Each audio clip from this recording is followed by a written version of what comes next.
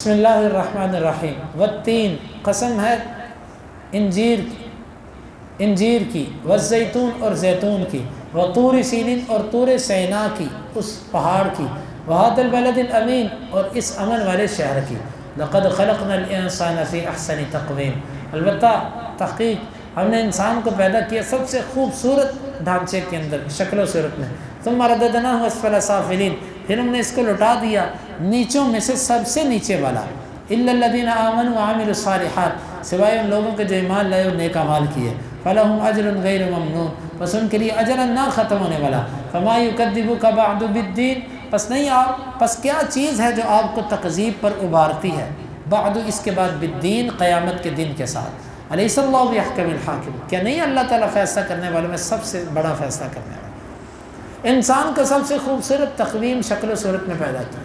اس کی یاداشت، اس کی عقل، اس کی وضع قطع، اس کی بناوٹ سب اچھی، پھر ہم نے اس کو نیچوں میں سے سب سے نیچے کر دیا۔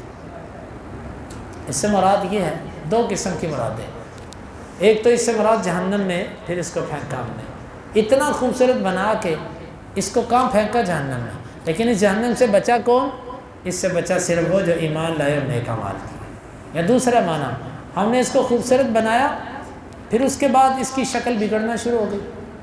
چہرے کے اوپر بال آ گئے سخت،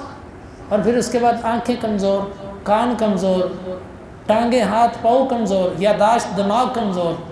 یہ مصیبت بھی اللہ نے اس کے اوپر ڈال دی، پھر اس کو کمزور ترین کر دیا۔ لیکن اس کمزوری سے بھی اللہ تعالیٰ ایمان والوں کو بچا کے رکھتا ہے، یعنی ایمان والوں کے اوپر ایسی بیماریاں نہیں آتی جس سے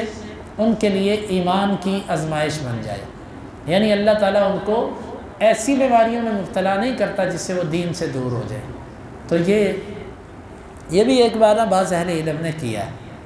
تو کیا چیز ہے اتنے دلائل کے بعد بھی جو آپ کو رب کی قیامت کے دن کو جھٹلانے پر ابھارتی ہے؟ کافرو، بتاؤ تو صحیح ہمیں، کیا اللہ فیصلہ کرنے والوں میں سب سے بہترین فیصلہ کرنے والا نہیں ہے؟